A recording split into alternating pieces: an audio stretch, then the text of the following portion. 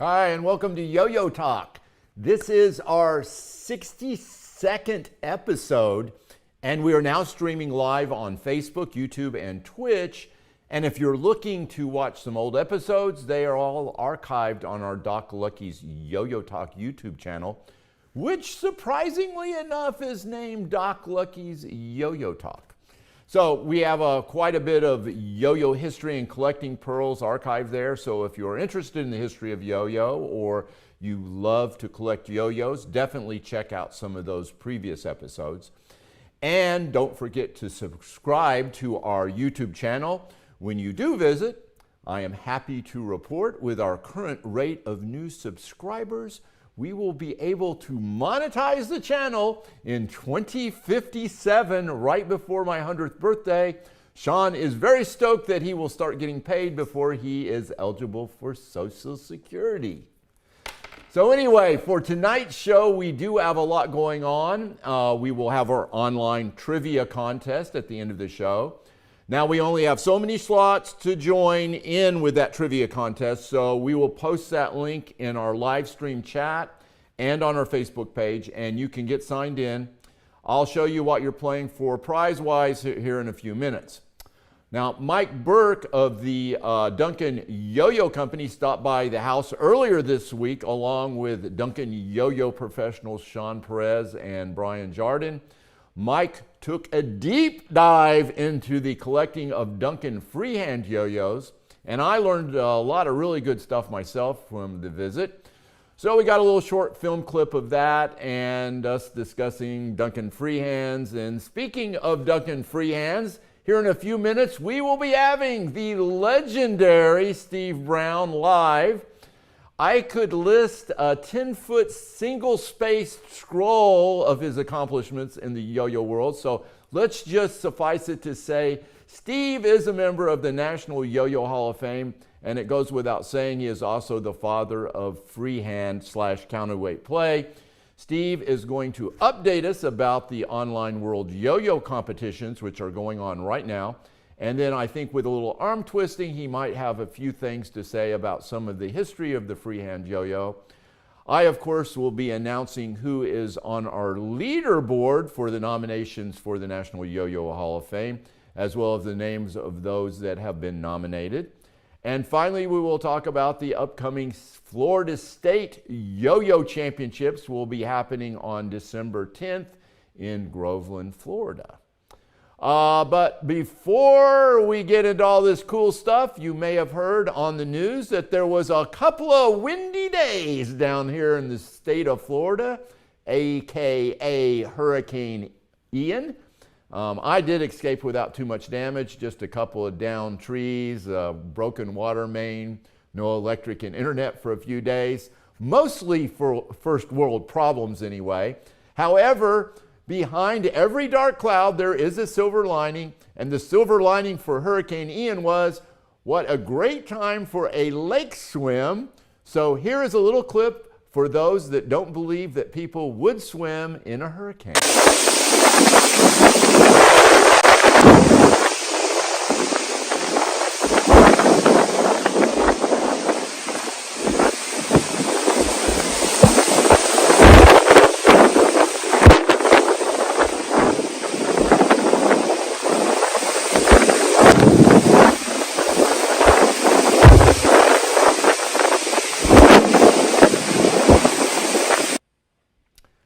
I was swimming with some buddies who I will refer to as Idiot 1, Idiot 2, and Idiot 3. Why would anybody want to swim in a hurricane? Let's just call it peer pressure. Happily, at least 3 of the 4 of us did survive that swim. So, okay, let's see what we're going to be playing for in tonight's trivia contest. Sean, roll that video. All right, this is our prize for the trivia contest near the end of the show.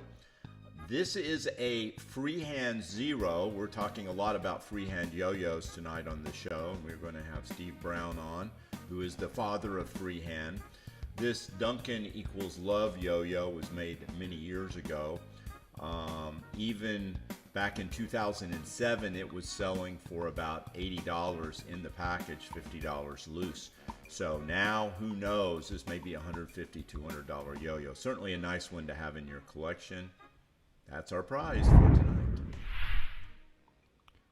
Okay, I just talked to Steve about that particular yo-yo. He believes that was made sometime between 2002 and 2004. So it's hard to believe that yo-yo is nearly 20 years old or 20 years old. So certainly a very cool prize for the trivia contest, and we look forward to that near the end of the show. Don't forget to sign up for that, and even if you don't want that yo-yo, it is still worth it for having bragging rights for beating our very foul yo-yo trivia master, aka the Nickinator, who I'm sure will be watching and playing. So just so you know, heads up, our subject for the evening will be the 1980s. Now look, make sure, and I'm going to invite all of our viewers to ask questions in the comments. You know, he can see the comments, I can see the comments. So make sure if you have any questions for us to drop them down there so we can get them answered for you. Okay, great. Yeah. Please go on and start asking those questions for Steve, because he's going to be on here in a few minutes. So that's why we do this live, folks. As I mentioned, Mike Burke of Duncan Yo-Yos happened to stop by with Brian Jardin and Sean Perez. We hung out a bit, and Mike did me a good solid by educating me on the Duncan Freehand yo-yos. Mike's been there at Duncan for 27 years or more, so there's nobody better to ask about the freehand yo-yos other than our later guest on the show, Mr. Brown. So it sounds like it's going to be a freehand night. Sean, let's roll that little visit clip. So we're going to go back and talk with Mike about the original freehand and a little bit of the history of the making of that when he and Steve Brown got together. Go on. This is it here. This is the original packaging. Those are highly collectible, folks. You don't know better. Okay, so for newbie collectors, how do you tell an original freehand from, say, one of the more recent freehands? Well, the original, we started with 3 colors. Okay. Red, blue, and yellow, and all had the white caps. Okay, so that's the best way to identify Well, that's them? one. And then 2, you can see this is more of a heat transfer. It's not a pad print. Okay, very good. So the heat transfer, you can see it's multiple colors. Okay. So this was made in Middlefield, Ohio. And so before this, though, the prototypes you see. Okay, now these are for the friction to get responsiveness, and they were trying different things. Yeah, trying different type of responses, and these were all done again before this. And you can see we start with a regular starburst. It wasn't responsive enough. We tried a few different designs. Some of them are nice. The Duncan logo. That's cool that you put the not actual the logo on there. It's yeah. a friction thing. And yeah, let's show that. Yeah. And wouldn't it be great if that worked? Oh, that would have been fantastic. But that's such a cool story about how, and then you didn't end up using any of these they molds. didn't work. So these are here in the collection thanks to Steve Brown bringing these by and putting out so everybody could see how things develop. But that's a cool story. Yeah. And then you ended up just using a sticker. We used stickers from there, right from here.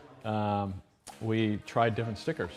And so we were at Toy Fair once, Steve and I, and we were literally the night before the show, we were hammering out stickers from the sheet. And we were like cutting them out and sticking them on. Right. And so that was all prior to a finished good here. Cool. And then, from there we did, we did different colors, and then from there we did, since it was made in Middlefield, Ohio, when he would transfer from yellow to blue to red, that's when we had all these transitionals.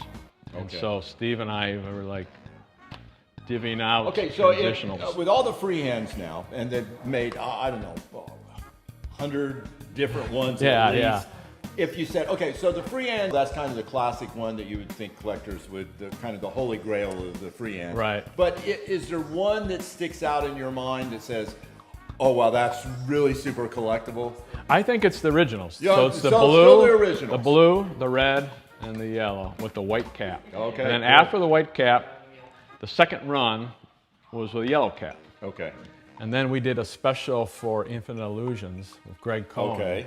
It was called a puke green. Okay. And it was like a nasty looking. Now, like was that a limited run? It was a limited run. Okay, so the Infinite Illusions freehand would be. Oh, that would be highly collectible. Okay. It was only less than 200. Okay, I'm going to go and start looking through my bins and make sure I don't have one of those. I would say that's one of the most collectible, Okay. the hardest to get because Infinite Illusions. That's from cool. a production standpoint, because we actually did production. Yeah. It's like a snot green, like a. It's not green. All right. But it actually was good freehand, with the folks, white that's cap. The one to have. So if you have that, yeah, I would say it was highly collectible. So Cool. Greg sold it at the Infinite Illusions site. Yeah. And Well, so yeah, that's what you got to get. He was there for a while. I was just buying everything he was throwing up. Yeah. So, not saying that snot was being thrown up. Yeah. So this is all this freehand, the original, was all done in Ohio, and then when we went to China, it was the freehand. That's when it was freehand. People called it freehand 2. Yeah. But it was a different shape, and then we went back to freehand 0, meaning before 1. Right. And that was this shape, but that was China made as well. So. Cool. Well, that's thanks for sharing that story. Yeah. This is very. I think there was another color, wasn't there? Yeah, there was green, yellow, silver, black, red. Green. Oh, okay. There might have been one more. Did they make the same amount of each of the MGs? Do you know? You remember? Generally, they were doing 200 of each color. Okay. But I'm not 100% sure. I can't remember if every color was just 200, but that was what we started with. And so the actual yo-yo was made in Japan. Okay. But everything else was done in Ohio. Okay, cool. The box was bought from a Canadian company that it was specialized in wood. The foam was done, and so the counterweights were done in China. And so Steve and I and about 3-4 customer service ladies in our office, we all formed this like assembly line and put them all right together. in the conference center. Yeah, I see your fingerprint on this one right there. And we're like, okay, put the caps in, put this in, and it all led up to one of the worlds, and that's where Steve announced it. Yeah. That's good. It was good. Yeah, it was. Yeah, fun. I remember reading in magazines and stuff the Duncan MG and all that kind of stuff, and it was. And like when the wooden boxes came in, they were like stacked up, and everyone's bugging us. When are you guys getting this stuff out of here? We're like, we're packing it. We're gonna pack it. But so when we launched it at Worlds, that was August. Yeah. So that summer we had all these boxes in the office. Mainly the wood was taking up all the room. And, sure. But yeah, so it was fun. Yeah, that's cool. And, Taka helped us with the yo-yo design? itself. Oh, okay. Working with the Japanese factory. Oh, that's right. Yeah. So it was made in Japan. Yeah. Okay, cool. Well, that's So, another neat freehand story there. The MG. At one time, I guess it still is probably the most expensive mass-produced yo-yo, isn't it? Yeah, I know there's a couple other companies. Yo-Yo Factory had one, and there's another company that they said, oh, well, I'd charge $50 more. Yeah, so it's like because, a little bit becomes more. a thing. Yeah. So there's a few out there now, but yeah, that was good memories.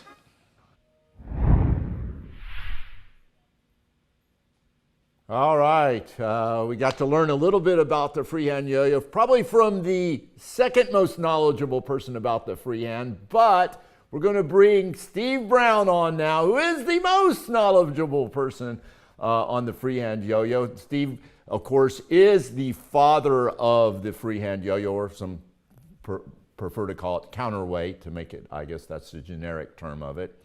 And right now we are logging in with Steve. How are we doing there, Sean? I'm going to kill your mic, Steve, if you can. Steve Brown is here ready to go. We're just waiting on Sean to take us out of the 19th century and put us into the 21st century. Well, somebody asked some questions while we're waiting for this link to come in. Plan B. What was the last great find I had? Well, actually, I showed that on the last episode. It was a lithograph from 1791 from England where it had the quizzes. Steve on there? Here, do I? I just have Okay. to so I'm gonna get you So anyway, and I did show it in the last episode. I'll probably show it again in the future. So that is the only time I've ever seen that image. And you know me, I'm going through all this old historical stuff all the time, trying to pick up these images that nobody's seen. So that was a real find because they actually called it a quiz. And the quiz was what the English people called the yo-yos. The bandolier, I think, is more French. So the English called them quizzes in the 1790s. And that documents that being called a quiz back in the early 1790s. And that predates actually the oldest image I've seen from France, which was from 1792. I can hear you. All right, good. not All right, perfect, but all right. we're It's rolling. not. This is not perfect, but this looks like we've finally done a jerry rig workaround of this sound stuff. So anyway, I'll just start by saying thank you, Steve, for coming on the show, and thank you for being patient while Sean figured out all the technical difficulties here. Obviously, Steve is the father of the freehand yo-yo. He is a member of the National Yo-Yo Hall of Fame, amongst other many, many things. I've known Steve for a lot of years. Show that one little clip of Steve. That's And- the one with the boys? Yeah, that's just to kind of date us a little bit. Yeah. Can you pop that up? Yep. So we'll pop it right there. All right. And it should be... Okay. And there, that is probably at least 20 years old because the kid there that's the oldest, which looks like to be about 4 or 5, is graduating medical school in a few months. So and that's Steve doing a little demonstration of a top trip there. And I met Steve a few years even before that was taken. So it's good to have you on the show. And want to talk to you about a lot of things, but first we've got the World Online Yo-Yo Contest going on, and I wanted you to give us a little update on that. And my understanding is there is still time to be involved in that for certain divisions. So what should people be looking for? Registration opens today for the women's division, for the over 40 division, and for art and performance division. Registration is closed for 1 through 5A. And actually just this morning, Hironori and I did a live stream and announced the prelim results and all the players that are moving through to finals. So you've still got time. I think you got 2 weeks to enter women's over 40 or art and performance. And you got 2 weeks to get that in there. And then we're going to be announcing final results right around November 12th is the plan right now. Now, are the women's division and the over 40, are they run the same way as the regular events? Are you doing a prelims and finals, or is it just kind of an all finals for them? Yeah, for those 3 divisions, it's just a single round. So it's basically just straight to finals for them. We're trying to encourage participation. You know what I mean? We're trying to get more women involved in yo-yoing, which is always a tough sell because yo-yoing is filled with boys, and boys are stinky and irritating. And we're trying to get, we're trying to kind of give, room for the older players to kind of come in and have a good time. And realistically, it's not so highly competitive that we need to reduce those numbers through like a prelim to final round. Okay, so And then, sorry, go ahead. oh no, I was just going to say that art and performance is always, it's a pretty labor intensive thing to put together one of those routines. So there's not really a need for like an elimination round there. So give me the substance of, say, somebody is going to enter the AP division or the over 40 division. How does the setup? You do are those 1 minute routines or 2 minute routines for those?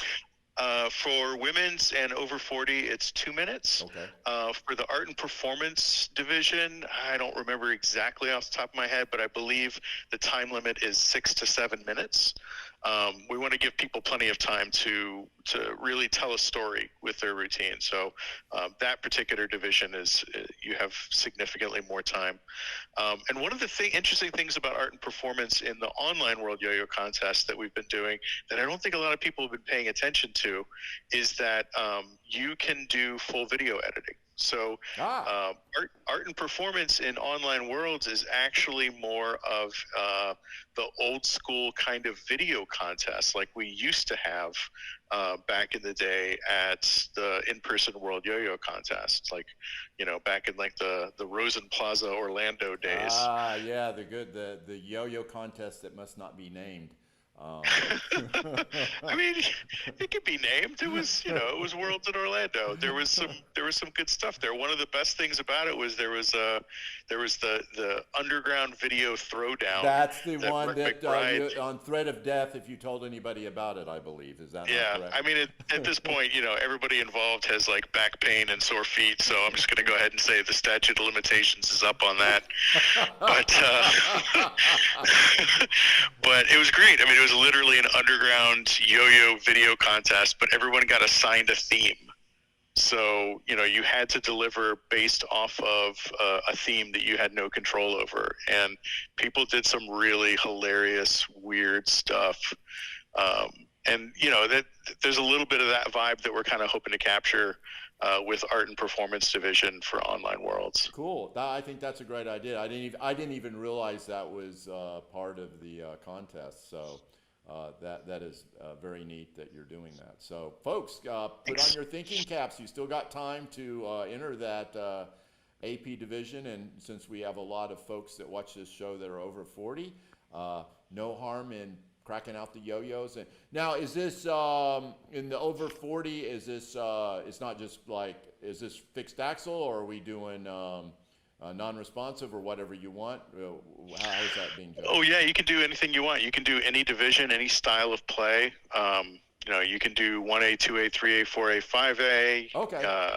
Yeah, you can do anything you want. You take in consideration, you know, a fixed axle player versus somebody that's using a non-responsive yo-yo. Yeah, the Japanese have actually developed, they don't use it very often. They tend to use it more for like slower level contests, but it actually works really well for the over 40 division. But they've developed a differential so that different styles of play get a slight modifier to the score to kind of even out like how fast you can score points with different styles. Cool. Now, how are you judging the AP division? What are the are there certain criteria in that people that might enter that would need to know? Yeah, the AP division is judged a little bit more holistically. So rather than having like a strict, you know, like numerical kind of criteria, there's a panel of judges who really kind of sit down, look at it, you know, they kind of talk it through, you know, like was there a definitive story? Did it have a beginning, a middle, and an end? Was the story told well? Was it, you know, how was it presented? And then they kind of like, you know, sort of have a conversation and talk through like the merits and the shortcomings of each video, and then decide. It's also not guaranteed that all the prizes will be given. So they go through the videos and then they decide which videos, if any, merit certain prizes. So there's not like a category you don't, you know, like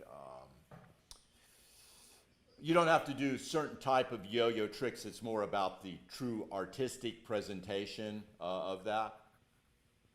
Right. Yeah, it's more about like the story and the presentation, and you know, they try to look for, you know, creativity and then actively reward creativity without expecting people to put it into a certain bucket. Okay, cool. That sounds like a lot of fun. Did you see what John Marshall said? No, I did not. Let's see. John said what? If I heard for the over 40, if you go over 4 minutes, you qualify for a refill on your oxygen tank. Okay. Well, I think people that are just 40 should be able to do that just fine, John. So I don't think that's a worry. All right. Well, any other things we should know about the online yo-yo contest going on right now? No, I mean, other than, if you visit the IYYF YouTube channel, you can see all of the prelim videos, and man, are they good. They are so good. Everything is linked off of OWYYC.com. So I would go and check that out. For everybody who's probably on their phones right now, if you just go to our link tree on Instagram, there should be a direct link right to our YouTube channel. Go check out the prelim videos. They're fantastic. There's nothing in this world that I love more than the new players getting to show off their skills. Yeah, I was looking at some of the videos earlier today, and they are fantastic. It's pretty impressive. So anyway, I want to go segue into the freehand yo-yos, and we were talking, and unfortunately, when Steve was telling the story to me, I only could hear it, but we were talking about kind of the invention of the freehand style of play, and I remember Steve showing me the first time a freehand play, and it was probably just weeks or months after he had developed it, because it was just a very, very basic trick. I believe he swung it around, bounced it off the dice off the wall, and it was just like mind-blowing to me to see somebody do that, because I had never even conceived of anything like that. And he had a couple other little basic tricks now that would be considered very simplistic, but it was just amazing to see. But it's started with you, what's the name of the trick again? Slippery eel? Slippery eel, yeah. So tell us the story about the slippery eel and how that kind of developed. So I was originally just trying to do slippery eel tricks where you basically just, throw a sleeper, take the yo-yo off of your finger, and then you sort of throw it around, and then you have to catch the string and just sort of grab it as it goes by. And the problem with that is that it would just like run right through my hands. Like it was just running right through. So Mark McBride gave me these little plastic heart beads that were seriously like this big. Like they were the size of the beads that we use for counterweights these days, like to hold counterweights onto our string these days. So, I mean, honestly, like if you look at it, like it's not much bigger than the actual knot on your slip knot, super, super tiny. And he recommended to just thread the string onto it and just let this sit like right next to the knot for the slip knot, so that when the yo-yo was sliding through my hand, I would feel the bead and I would know to like stop and like grab immediately. And it kind of worked okay, but not really. And me being me, I'd lost them almost immediately. And then like a couple weeks later, I was looking for these little beads because I would, decided I wanted to practice it a little more. Didn't have one, couldn't find it. But what I did have was a late 90s wallet chain that was really, really long and had canceled casino dice like drilled through and like strung onto it. So I was just like literally like looking around. I'm like, what's small and has a hole in it? And I saw that and I just, pulled one off. Tied it on the end of the string, threw a trapeze, and I sneezed. And when I sneezed, I dropped the weight. It swung around and slid through, and then I was just holding it fully, full spinning sleeper in my left hand. So then I swung it back up into a trapeze, and I was like, I can do a trapeze on either side. I can do tricks ambidextrous. I can do tricks 100% back and forth, ambidextrous on either side. And so I immediately set about trying to make yo-yoing more like juggling. And, and with the kind of ambidextrous nature of it, where I was trying to do everything like fully symmetrical, like I was trying to learn all my tricks, both left-handed and right-handed. I also kind of hit on the idea of doing like full releases so that you would have like a maximum kind of risk factor like juggling, and so that you would have tricks that took up more of the stage because yo-yo tricks are too small. So that was pretty much the beginning of freehand right there. Yeah, that is such a cool story, and something that everybody that plays yo-yo should hear, because that was incredibly neat what you developed there and changed the yo-yo world for sure. And just so you know, Bride gave me his little bag full of little hearts, and I have it somewhere here. And when I find that bag, I'm going to send you one of those little hearts, so you can tell the story and show that little heart in the future. So it's here somewhere. Nice. It's here somewhere. Yeah, I got one question on. I know how many different freehands would you say have been made now? I mean, you could just specialize in collecting freehands, I think. I mean, you could. Different ones? I mean, it wouldn't surprise me to know that.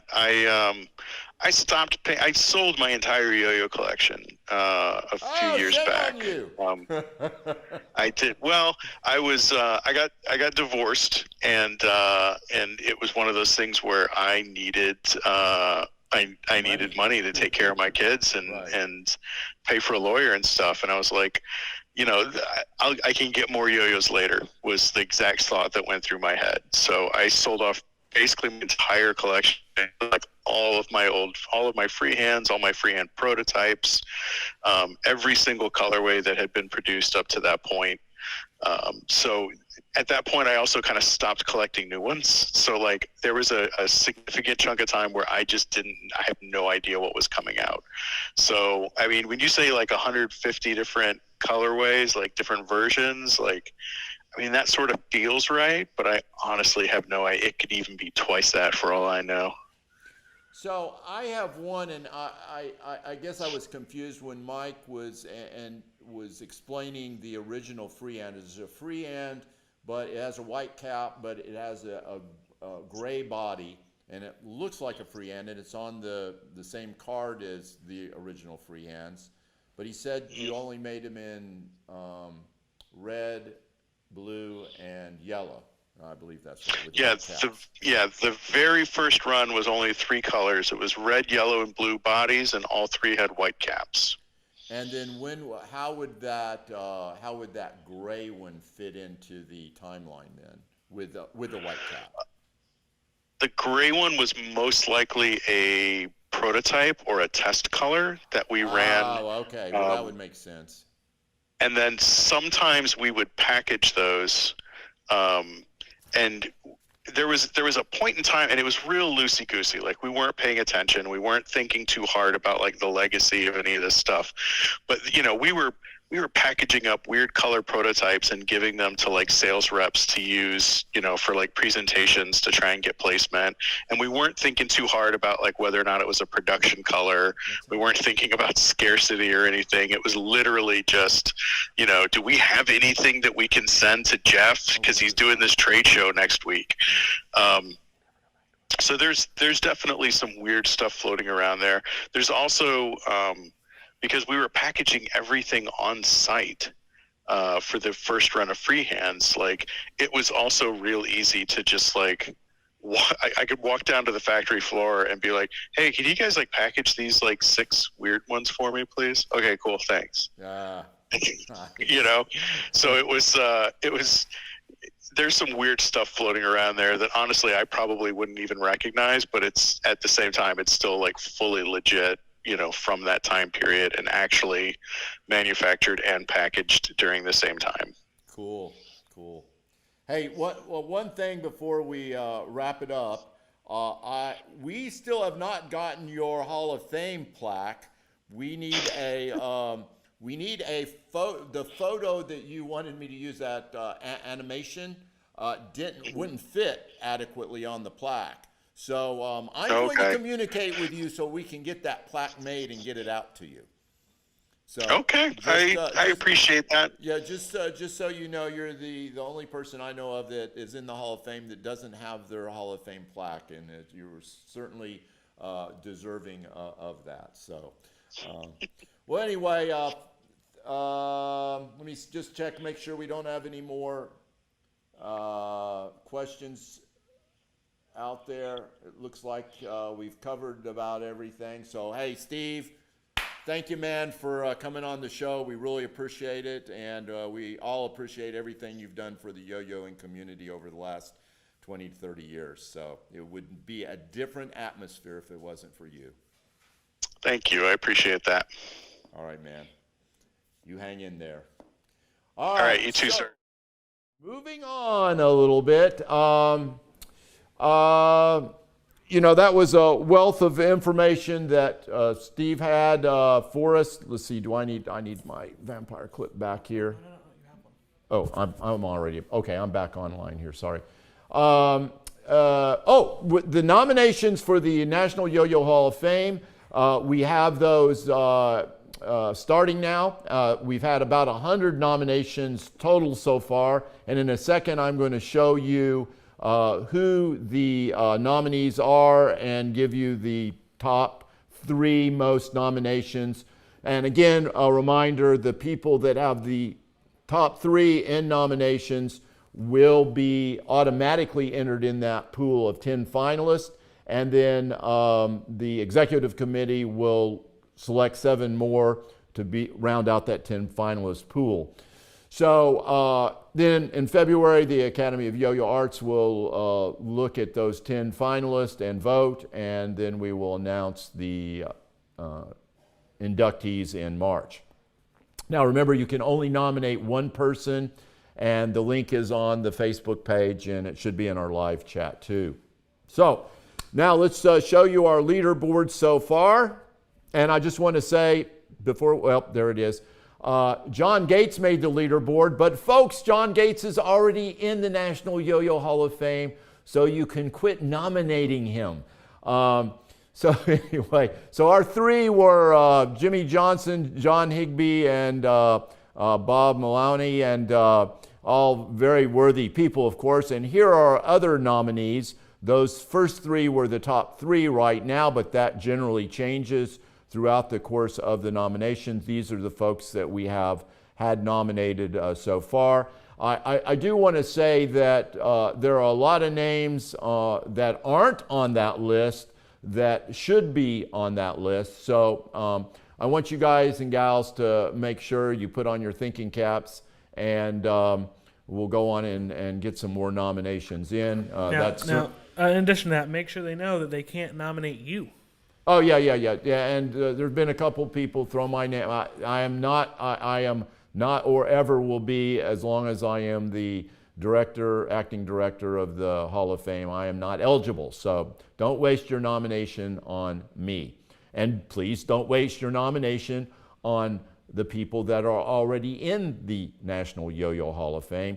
You can go to the nationalyoyohalloffame.com and check out who's in there, so you make sure you don't vote on or nominate somebody that's already in the Hall of Fame. Now, I will say there was one other person that did give you a nomination. I don't know if you wanted to talk to them, give them a second chance. Yeah. If you did send in a nomination for me, let us know, and we'll cleanse it and let you nominate somebody else that's worthy. So one last thing before we go to the trivia contest, and if you haven't had a chance to sign in for the trivia contest, please do it now. It's on this chat stream and on the Facebook page. Here, I'm going to put it up. He's going to put it up. There's the little QR code. You can scan that and go directly to it, or you can just enter the URL and get in that way. So give him just a second before I take that down. Okay, we're just going to let you take a look at that, pull out your phones. The easiest thing to do is probably scan that QR code and take you right to the trivia contest. If you're still having issues, the URL is posted on the Doc Lucky's Yo-Yo Talk page, and it's going to be put in the chat here momentarily. So if it doesn't work for you here on this screen, go to the page or drop in the chat and you can click. And remember, you're playing for that Duncan Freehand Zero yo-yo, which is a pretty fine collectible, especially listening to all this talk tonight about Duncan Freehand yo-yos. You're not going to see that pop up generally very often on auction. So it's a great yo-yo to add to your collection. So hopefully you do well in the trivia contest. So before we get to the trivia contest, I just want to announce the 2022 Florida State Yo-Yo Championships. They're going to be held December 10th, so red letter that date. I believe this is the actual first state championships to be held since COVID. And Yo-Yo Talk is proud to be the title sponsor for this year's event. We weren't going to be a sponsor, but Dano has promised me plenty of alcohol, drugs, and loose women. However, he did not specify the date, only that it would be during my wake, whatever that is. I assume it has to do with something to do with surfing or wakeboarding, or maybe since he's Irish, something to do with that, but I'm not Irish, so I don't know what that means. So anyway, I know the event committee is working very hard on making this an amazing event, and this is going to be in Groveland, Florida. And Dano's lined up some fantastic celebrity judges, Ed Hapanick. I'm sure you've seen a lot of his video posts. He's always posting some great video shorts. Dennis Schlatter, top player that's been around for decades.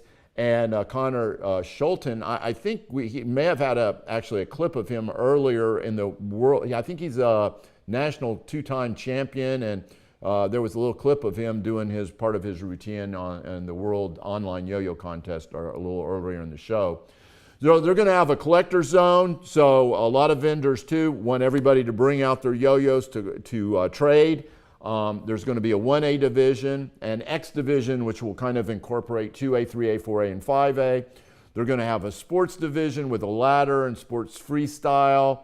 A duo division, my favorite. 2 players are going to act together as a team. A fixed axle division and a responsive division. Woohoo! It's all there. This is going to be some contest. So, and you're not restricted to being a Florida resident. Come on out. We want everybody in the East to come on out and join us for this state championships. It's a long time since we've had a championships, and everybody needs to come out. You can go to floridayoyo.com and sign up now. There's a discount right now of $10 if you sign up before October 15th, $5 if you sign up before November 1st. And there's also an event page on Facebook, Florida State Yo-Yo. Next month, I'm going to have Dano the Mano on, and we're going to talk a little bit more about the Florida State Championship, and we hope to see all you guys there at the contest. And again, bring plenty of yo-yos to trade. I'll be there with yo-yos to trade. Okay, it's finally time for the trivia contest. Do we have anybody signed on, Sean, or have technical difficulties blown us away here tonight? I'm sure everybody wants that freehand yo-yo. Give you yours. Okay. It has not started yet. Oh, no, I know. Oh, okay. Yeah, I know. But how many folks do we got signed up so far? Right now. Sean is going to let us know how many people you guys are competing against. We got 10 in right now. 10 in right now? 20. What's that? 10 of the 20. 10 of the 20. We've only got 10 slots left. So if you're watching, you still have a chance to log in and win that freehand yo-yo. So we'll give you another second here to log in. Now let me just kind of go over the contest here. What we're going to do is you've got 5 questions. It's a multiple choice question. They are kind of hard questions to answer. You will be judged not only on answering the question right, but time too as well. Is that correct, Sean? Yeah, so if you answer the correct... Let me put my mic on. If you answer the question correctly faster, that is better for you. Correct. And if you answer incorrectly, you get a little deduction. Yes, I believe it is and then 1/5 your points get taken away. Okay, and then the ranking will show after each question. Is that correct? We can see the ranking? Yes, I can also show it whenever you'd like. I Okay. hit a button. All right. So did we get anybody else sign on while we were chit-chatting there? Or We did. We got one more person, so I'm going to go ahead and start the... Okay, let's start the thing here. let's start that. Let's start that trivia contest. We'll see what we got here. Countdown. And I'm having to actually look at this on my phone to be able to see this. We haven't figured out how to put it up on the screen yet. So We'll do this.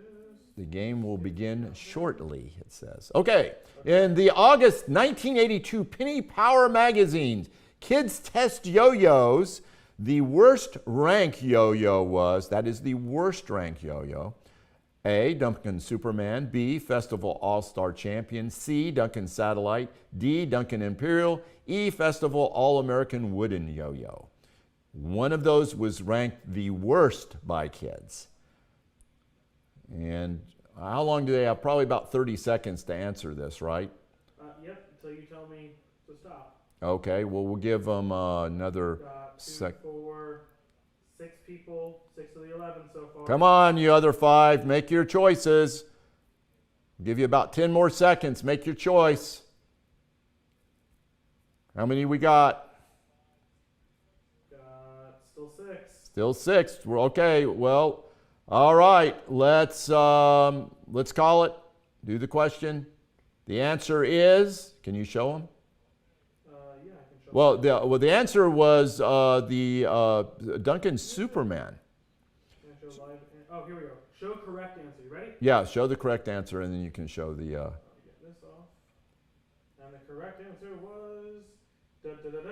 Which surprised me. I would have missed that. I thought that was a pro-yo style of slimline, and I actually thought it played pretty good. Certainly played better than a Duncan satellite, and that was a satellite from 1982, which was the plastic light-up yo-yo, which really sucked as far as playing goes.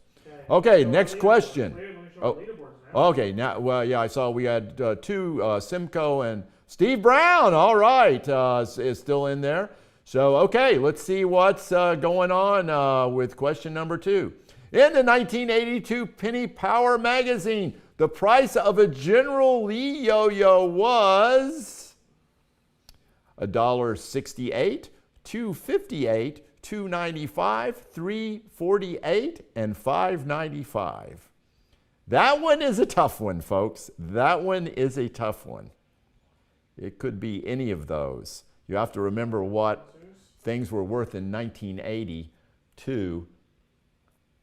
I remember you could still get I think a McDonald's meal, at least a hamburger and small fries and a small drink for like $1 then.